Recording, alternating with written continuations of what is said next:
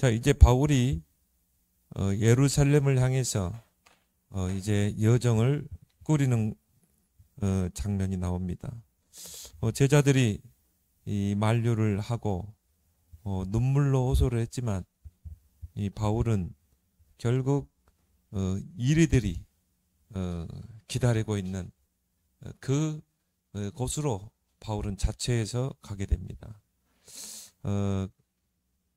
그래서 예루살렘을 향하는 바울입니다.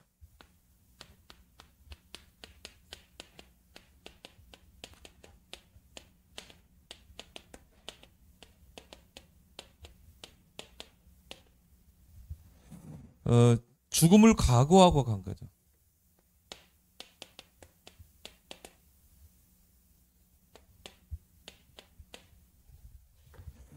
그 예루살렘을 향한 바울의 집념을 그 누구도 꺾을 수가 없었어요.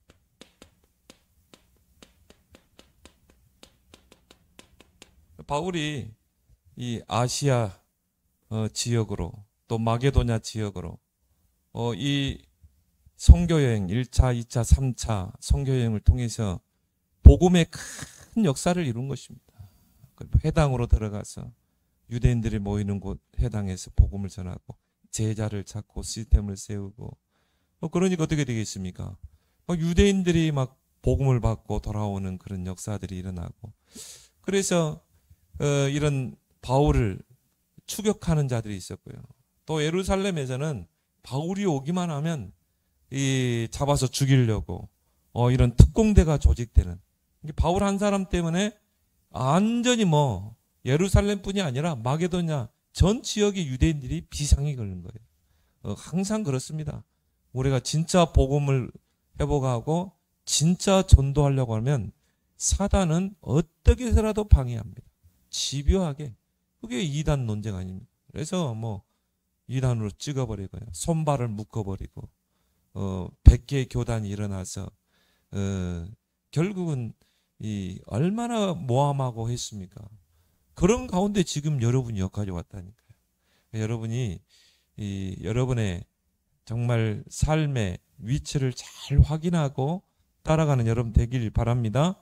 반드시 이 복음운동이 일어나면 핍박은 당연히 있게 된다. 사단은 발악을 한다. 그래서 제자들이 이 예루살렘에 가는 걸요 만류했죠. 눈물로 호소를 했어요. 가지 말라고. 왜냐하면 바울을 추적하는 그런 유대인들이요. 마게도냐에서부터 계속 바울을 추적해 왔어요. 그래서 바울은 한 지역에 오랫동안 머물러 있을 수가 없었어요. 그래서 한 지역에 들어가면 반드시 기간을 정하죠. 3주, 그리고 석 달, 2년 이렇게 기간을 정해놓고 이 기간 동안에 지역을 분석하고 제자를 찾아서 시스템을 세우고 나온다. 그렇게 기간을 우리처럼 그냥 2년, 3년, 4년 그렇게 이 캠프를 할 수가 없었어요. 왜냐? 유대인들이 계속 추적해 오거든요. 그러면 이제 시스템을 세우고 제자 중심으로 시스템을 세우고 또 빨리 다른 지역으로 도망가야 돼. 이제 그게 바울의 그 마게도냐 사역이었거든요. 그래서 바울을 추적하려고 하는 유대인들이 바울을 끊임없이 추격을 했고 그때마다 제자들이 바울을 보호하고 미리 피신시키고 그런 쫓기고 쫓는 그게 계속 아시아에서부터 또 마게도냐까지 제1차, 2차, 3차 계속 그런 일들이 일어나는 것입니다. 그리고 이제 왜 제자들이 만류를 했는가? 바울을 기다리고 있는 예루살렘의 그 종교 지도자. 바울만 오기를 기다리는 것입니다. 왜냐하면 그 바울 때문에 유대교의 그런 큰 손해가 깃졌다는. 왜? 자기들이 그리스도를 십자가에 못 박았잖아요. 그런데 그 십자가에 못 박았던 그 예수가 그리스도라고 하면서 이 복음이 확산되는 거예요. 아시아로, 소아시아로, 마게도냐로 확산돼 나가는 것입니다. 위기의식을 느꼈겠죠. 그러니까 이제 바울을 기다리는 이런 종교 지도자들이 기다리고 있었던 것입니다. 그래서 제자들은 당연히 만류할 수밖에 없었죠. 사도행전 23장 12절 13절에 보니까요. 거기 보면 바울을 죽이기 전에는 먹지도 아니하고 마시지도 아니하겠다. 그런 작정한 자 40명이 딱 기다리고 있는 것입니다. 내가 이 바울을 죽이지 않고는 먹지도 않고 마시지도 않고 잠도 자지 않겠다. 그러면서 막 이를 득득 갈고요. 바울 오기만을 기다립니다. 그래가지고 바울이 예루살렘에 왔을 때요. 바울을 공회에다 세워라. 예루살렘 공회에 세워라. 공회에 세워버리면요. 이제 어떻게 됩니까? 군인들이 바울을 놔줘야 되거든요. 그때 이제 살해하는 거죠. 그 무리가 40명이다. 바울은 가는 곳마다 그런 죽음의 위협을 많이 느끼게 된 거죠. 제자들은 눈물로 호소할 수밖에 없죠. 예루살렘으로 가지 마십시오. 가지 마십시오. 근데 뭐 바울이 하도 이 가기를 원했기 때문에 제자들도 어떻게 이 만류를 할 수가 없었던 것입니다. 그렇게 해서 이제 이 바울이 가이사라에 체류하게 되죠.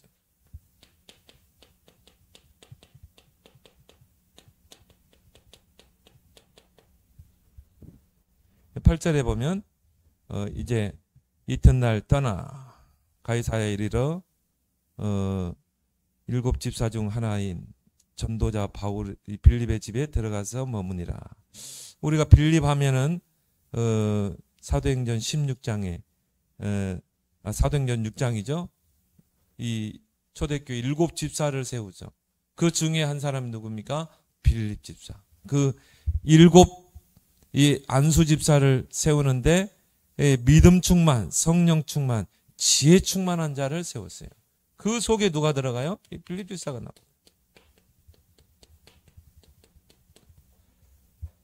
그리고 또 이 사도행전에 보니까 8장에 보니까 이 빌립 집사는 어떤 사람입니까? 사마리아에 들어가서 이 복음을 전했던, 아무도 가지 않는 그 사마리아 가서 그리스도를 증거했다고 그랬거든요. 많은 사람들이 중풍병자가 떠나가고 귀신이 떠나가고 전도의 큰 문이 열렸죠. 그러니까 하나님이 또 이 예루살렘에 와서 정말 이 두루마리 성경을 사가지고 이제 고국으로 돌아가는 에티오피아 그 간다게 여왕의 국고를 맡은 내시가 그 두루마리 성경을 읽다가 이 사람이 누군가? 이 정말 이사야 53장에 보니까 그가 찔림은 우리의 죄악을 인하며 상함은 우리의 죄악을 인하며, 이 사람이 누구냐? 그 사람이 이제 궁금해하고 있는데 하나님께서 빌립에게 그 내시에게로 가라고 그러죠. 그렇게 해서 이 내시에게 그분이 바로 예수 그리스도. 그 이사야가 예언했던 그분이 바로 예수. 그러면서 성경을 가지고 그리스도를 증거했죠. 이 내시가 거기서 세례를 받고 예수 그리스도를 구원자로 믿고 이제 아프리카에 가서 복음의 씨앗을 떨어뜨리게 됐죠. 그런 에티오피아, 지금도요 그 에티오피아에 보면요 기독교의 흔적들이, 고대 기독교 흔적들이 많이 있습니다. 그런 인물이거든요. 그래서 바울이 정말 신뢰하는 그런 빌립 집사의 집에 이제 거주하게 됩니다. 그래서 이제 거기서 여장을 풀고 이제 예루살렘을 향해서 가려고 이제 또 준비하고 있는데, 거기 오늘 10절에서 11절에 보니까 여러 날 머물러 있더니 아가보라 하는 한 선지자가 유대로부터 내려와 우리에게 와서 바울의 띠를 가져다가 자기 수족을 잡아매고 말하기를, 성령이 말씀하시되 예루살렘에서 유대인들이 이같이 이 띠 임자를 결박하여 유대인의 손에 넘겨주기리라 하거늘. 그 아가보라는 선지자가 유대로부터 하나님이 보냈겠죠. 하나님이 보냈든지 아니면 기도하다가 뭐 환상을 봤든지. 그래서 바울에게 와서요. 그 바울이 뛰고 허리띠를 풀어가지고요. 그걸 가지고 자기를 동여매면서 이 임자가 이제 예루살렘으로 가게 되면 반드시 이 결박에 당해서 이방인 손에 넘겨갈 것이다. 그런 이제 이야기를 하죠. 근데 실제로 그렇게 됐거든요. 실제로 바울이 이제 예루살렘에 가서 결국 결박당하고 가이사 앞에 죄인의 몸으로 가잖아요. 바울도 알았어요. 바울도 대충 짐작을 한 거죠. 그래서 이 문제는 결국은 가이사 앞에 가서 이거는 이 송사를 해야 된다. 바울은 알았어요. 그래서 죄인의 몸으로 가기 위해서 예루살렘으로 간 것입니다. 바울은 그것까지 생각한 거죠. 왜? 바울의 마지막 선교지는 어디예요? 로마거든요. 에베소에서 복음 사역을 크게 했을 때 바울이 한 말이 뭡니까? 이제 로마도 보아하리라. 로마로 가는 방법은 뭡니까? 죄인의 몸으로 가는 것입니다. 그래서 자기에게 당한 문제들을 유대인들이 막 고소를 하겠죠. 그래서 이 바울은 이런 죄를 지었기 때문에 십자가에 못 박혀 처형해야 합니다. 분명히 그렇게 나올 거라 이 말. 그러면 바울은 유대인들의 손에 나는 자기를 맡기지 않고 나는 가이사 왕 앞에 로마 황제 앞에 나는 이 문제를 가지고 하겠다. 승소를 하겠다. 그렇게 해서 이제 바울은 이 로마로 가려고 하는 것입니다. 이 아가보가 이런 예언을 했을 때 바울은 다 알고 있었던 것이죠. 그러니까 또 제자들은 이제 그 말을 듣고 12절에 보니까 우리가 그 말을 듣고 그곳 사람들과 더불어 바울에게 예루살렘으로 올라가지 말라고 하니 또 두 번째 막 제자들이 만류를 하죠. 확실한 거니까 바울이 가면 분명히 유대인들에게 붙잡혀 죽게 될 것이다. 근데 바울이 뭐라고 그랬어요? 바울이 대답하되 여러분이 어찌하여 울어 내 마음을 상하게 하느냐? 나는 주 예수의 이름을 위하여 결박당할 뿐 아니라 예루살렘에서 죽을 각오도 하였노라. 바울은요 확실하게 아무리 핍박이 있어도 이 예루살렘으로 가려고 했던 것이죠.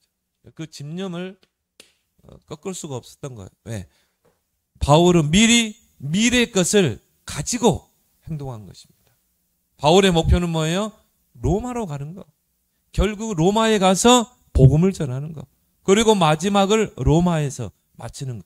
자신의 미래까지 다 보고 있었어요. 그 미래를 가지고 유목사에 그러죠. 미래를 향해서 가지 말고 미래를 미리 가지고 가라는 말이에요. 바울은 그걸 다 알았던 것이죠. 그래서 만류를 했지만 또 막 선지자가 와서 만류하고 했지만은 결국은 예루살렘으로 향하게 된 것입니다.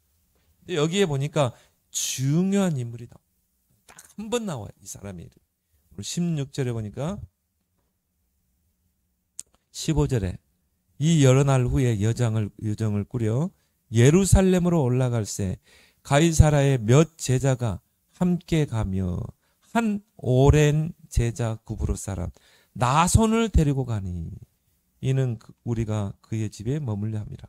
자, 여기 보니까 한 오랜 제자. 정말 바울 밑에서 오랫동안 제자로 남았다. 그동안 바울과 함께 하면서 또 많이 떠난 사람도 있었어요. 또 바울이 핍박당할 때 자기도 붙잡힐까 봐 도망간 사람도 있었고. 그런데 여기 보니까 한 오랜 제자 구브로 사람 나손.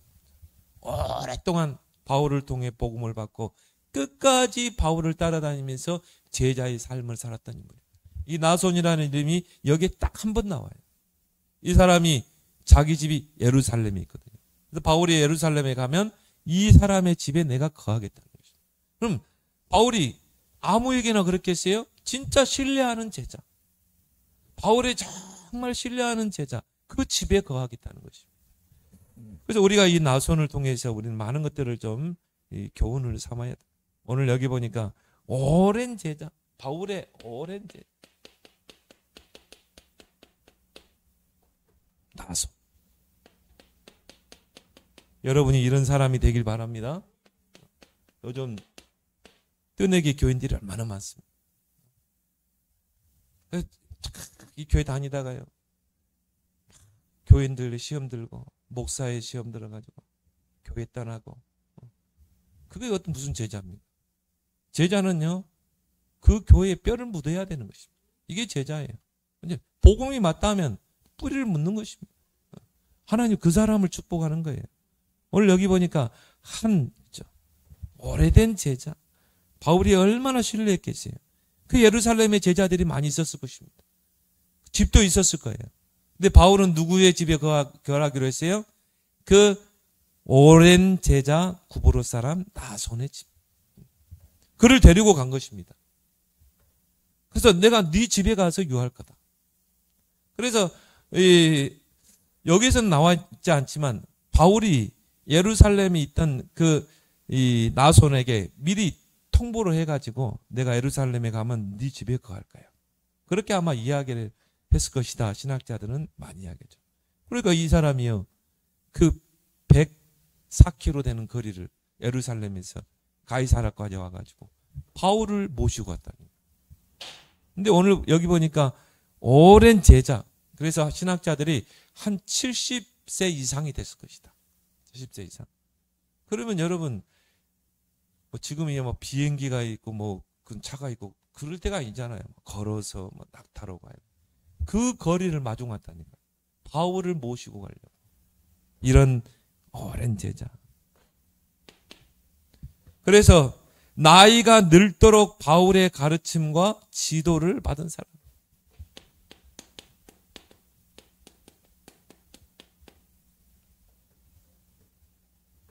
이 사람이요, 남은 생, 중요한 역할을 하고 생을 마감하는 것입니다. 그죠? 여러분이, 지금 이제 남은 생, 마지막 사명을 감당할 기회예요. 지금까지 하나님 준비했다. 전도자도 그런 이야기죠. 세기복음화 이제 시작이야. 어떤 사람이 이제 다 끝났다. 그게 아니에요. 이제 시작이에요. 이제 우리가 정말 망대를 세우고 우리는 237 치유 서밋 운동 해야 되고요. 금토일세에 열어서 우리는 렘넌트 인재들을 키워야 돼요. 이제 시작입니다. 그래서 여러분이 지금 이제 준비하고 도전하길 바랍니다. 바울의 그 가르침과 지도를 처음에 바울을 만나서 복음을 받고 나서 그때부터 꾸준히, 그래서 이 사람이 예루살렘에 살다가 복음을 받았다 이 말이에요. 그럼 이 사람이 어디서 복음을 받았을까? 오순절날 받았을 수도 있겠고요. 그거는 이제 우리가 추정해 보는 거죠. 오순절날 복음을 받아. 그리고 그 마가다락방 교회 구성원일 수도 있고요. 거기서 복음으로 장육되다가 결국 또 바울을 통해서 복음을 받게 돼요. 그런 오래된 제자. 그래서 많은 신학자들이 한 70세 이상의 노인이었을 것이다. 그런데 이 사람은 어떤 사람입니까? 배우기를 힘쓰는 자. 끝까지 제자는 배우는 자예요. 끝까지 복음을 배우고 복음의 가르침을 받고 그 흐름을 따라가는 자. 이게 진짜 제자예요.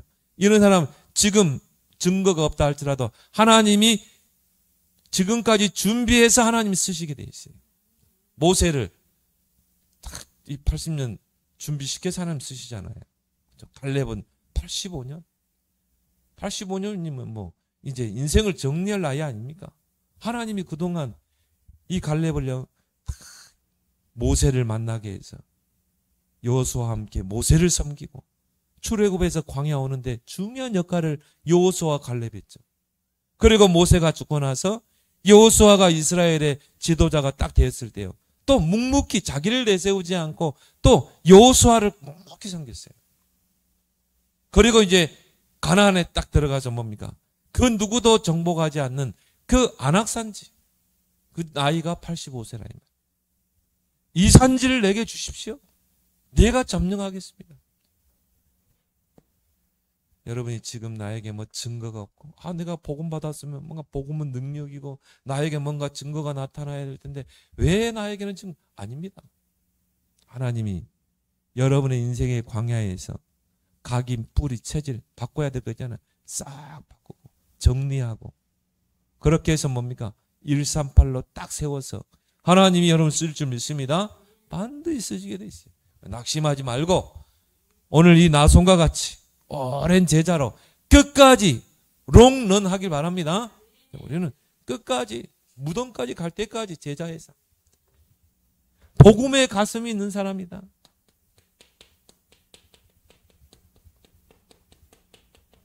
그 바울의 통보를 받았을 때 그 노인이요 104km 되는 그 거리를 예루살렘에서 가이사라까지 왔어요. 그 바울을 모시고 같이 그 동행을 해서 예루살렘까지 갔다니까요. 이 복음에 가슴이 없으면 안 되는 거예요. 이 늙은 오래된 제자 나소는 제자의 길을 갔던 사람.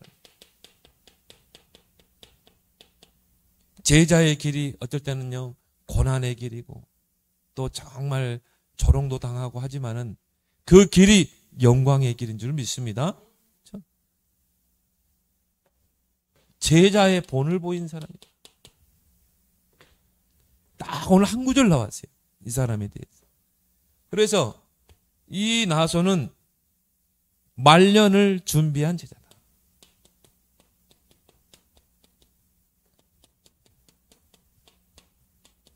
대부분 젊을 때 막 열심히 뛰다가요. 이제 나이 딱 들면요. 이제 회사에서 정년 퇴임 당하고. 그럼 할 일 없어요. 그럼 뭐 하냐? 파고다공원에. 파고다공원에 가보세요. 노인정에 가보세요. 거기서 뭐 하고 있던가요?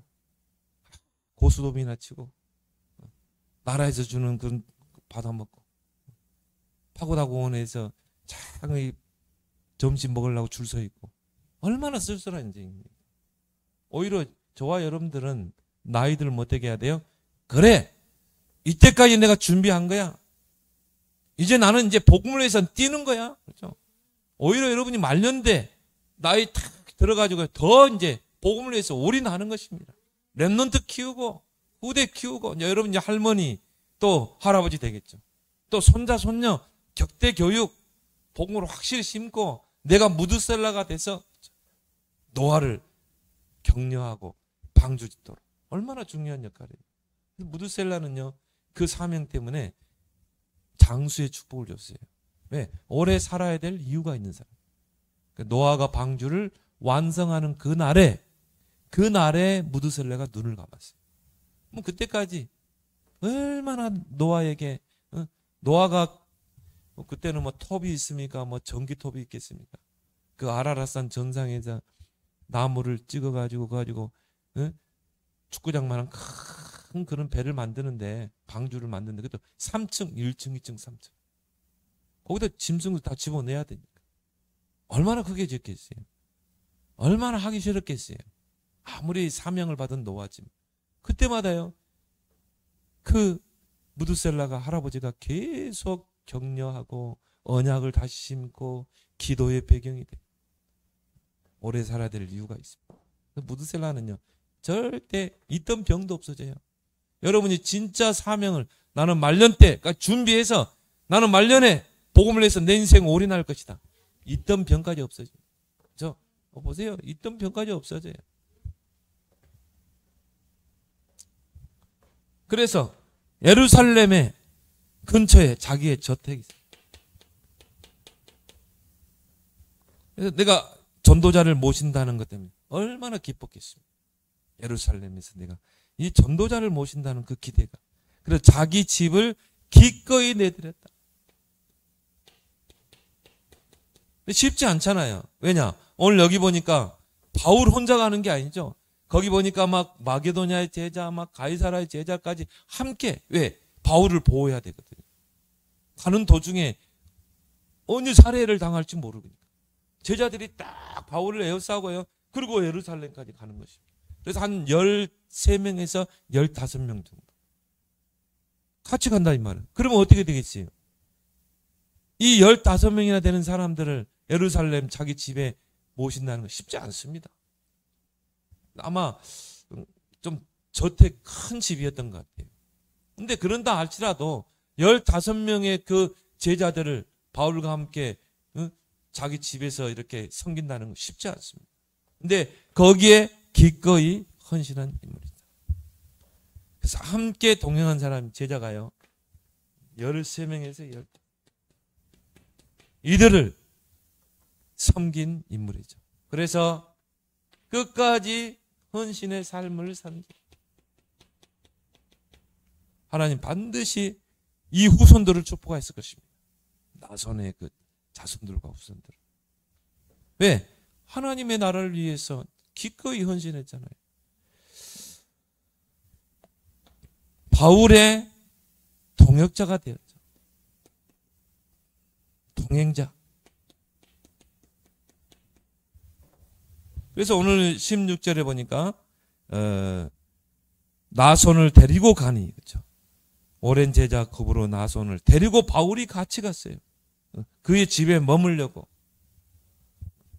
그러니까 이 바울과 예루살렘까지 가는데 그 먼 거리를 함께 동행했던 인물이다. 그래서 한 가이사라에서 예루살렘까지 한 104km가 된다. 얼마나 먼 거리입니까? 그러면 거의 뭐 도보로 갔겠죠. 그 광야를 지나서. 그 길을 70세 노인이 함께 동행한다. 쉽지 않습니다.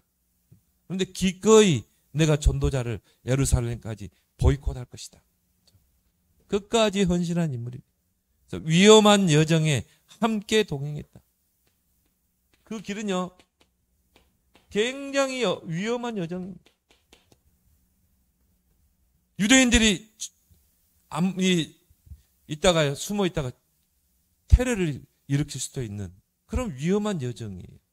근데 그 여정에 함께 동행한 것입니다.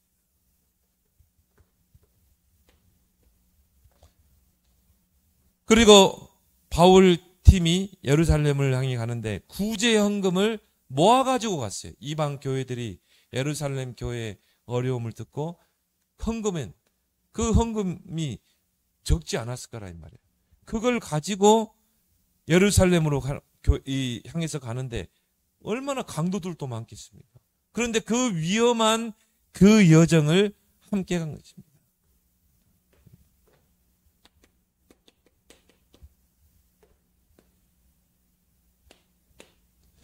그래서 오늘 이 나손이라는 인물에 대해서 딱 한 절이 나와 있지만은 거기에는 굉장한 의미와 기도 제목이 있는 것입니다. 그래서 여러분이 가장 중요한 제자의 삶을 살기 바랍니다. 예수님은 지금 누구를 찾고 계세요? 나손과 같은 제자를 찾고 있어요. 제자라는 그 뜻이 뭐냐면요, 의미에는요, 가르침을 받는 자. 가르침. 그게 제자입니다. 가르침을 받는다는 게 꼭 메시지만 가르침 받는 게 아니죠. 모든 삶을 가르침을 받고 헌신하고 희생하고, 그게 바로 제자의 삶이에요. 그래서 제자는 어떤 삶을 살아야 되는가? 말씀을 따르는 삶.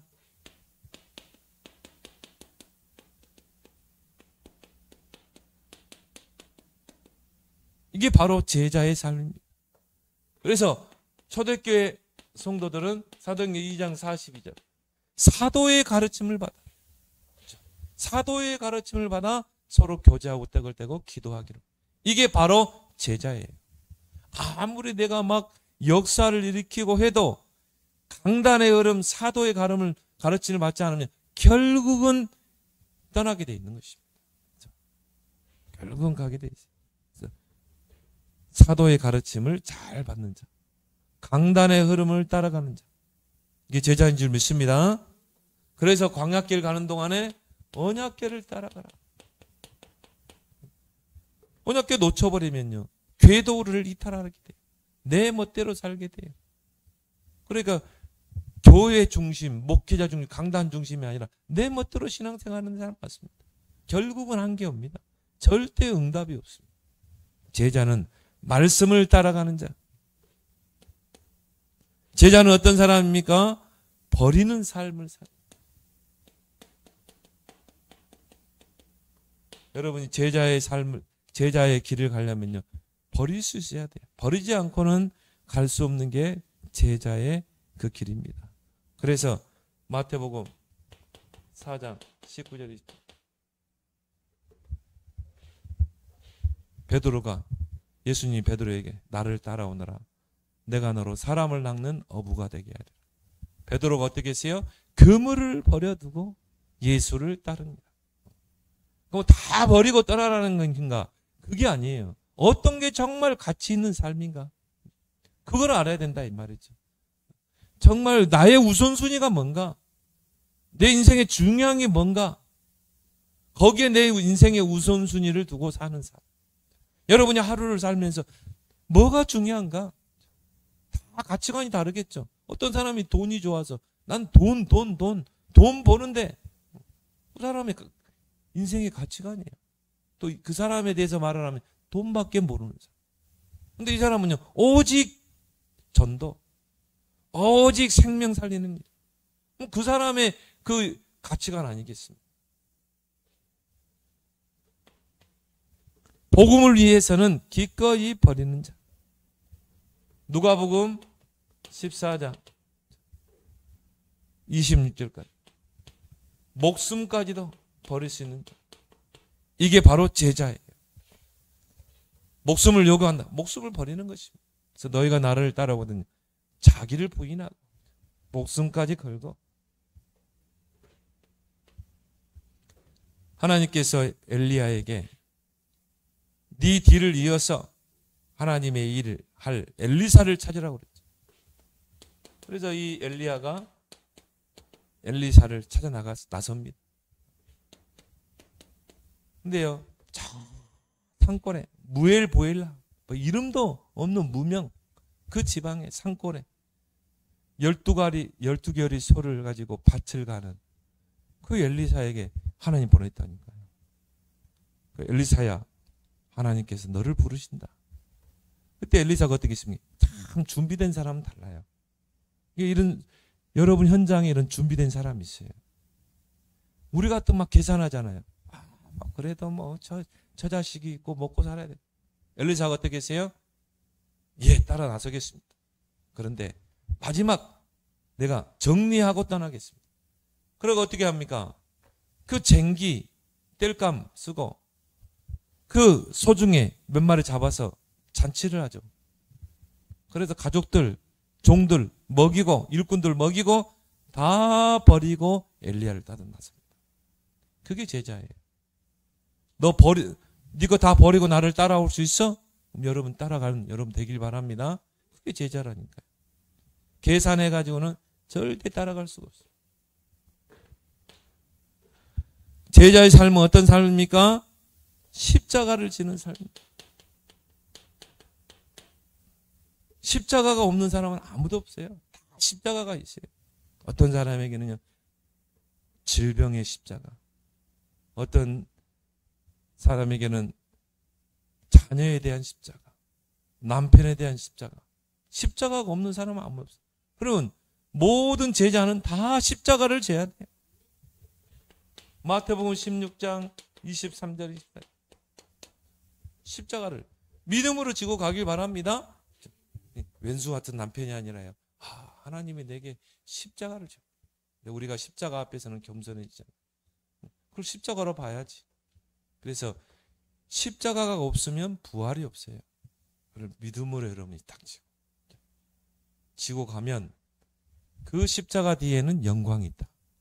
나중에 하나님이 우리 장다른 성도들 어떻게 변화시킬지 모르거든요. 그걸 아무도 몰라요. 하나님이 하시면 사람으로는 할 수 없대. 하나님은 다 하실 수 있느니라. 그렇죠? 그러니까 우리는 지고 가면 돼. 아유, 내게 십자가를 줬구나. 딱 짊어지면 십자가 통과하지 않는 부활은 없다니까요. 부활은 영광 아닙니까? 그럼 그리스도를 닮은 우리도 마찬가지예요. 십자가를 짊어지고 가라. 믿음으로 지고 가라. 그러면 영광의 부활에 그 응답이 반드시 있게 될 줄 믿습니다. 섬김의 삶. 제자는요, 철저하게 섬길 수 있어야 돼요. 그래서 예수님께서 이 땅에 오신 목적도 뭡니까? 섬기려고. 섬김을 받으러 온 게 아니죠. 섬기기 위해서 죄인들을. 그래서 자신을 계속 물러주셨잖아요. 이게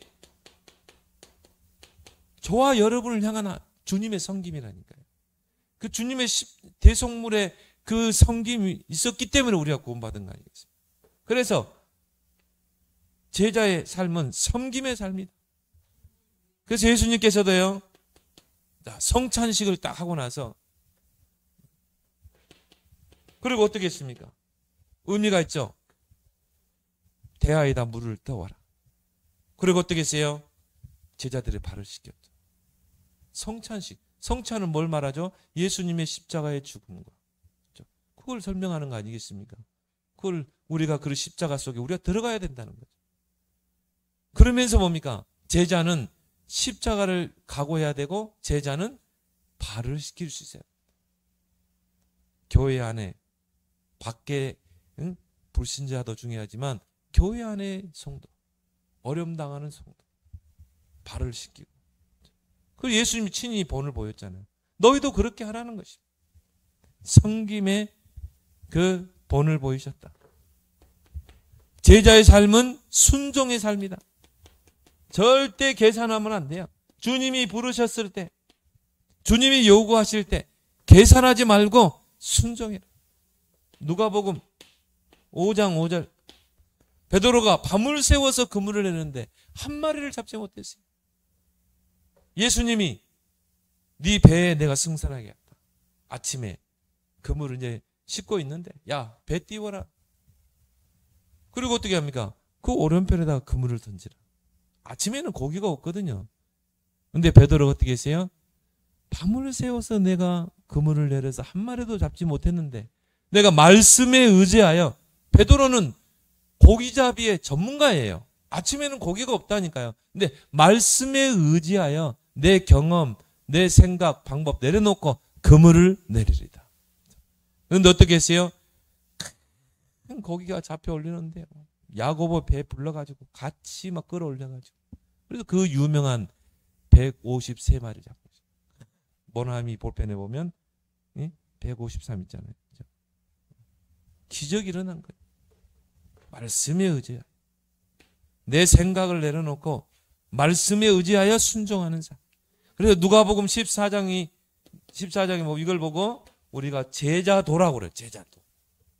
거기에 보면 이제 아비를 미워하지 시어머니를 미워하지 않는 자는 이 제자가 될 수 없다. 너희 원수가 가족이 있다. 여러분 진짜 믿음 생활하고 제자의 삶을 살려고 하면 시어머니가 막 핍박하고 남편이 핍박하고 당연해요. 제자가 그건 각오해야 돼. 그러면서 뭡니까? 건축자가 망대를 세우는데 먼저 따져보지 않겠냐?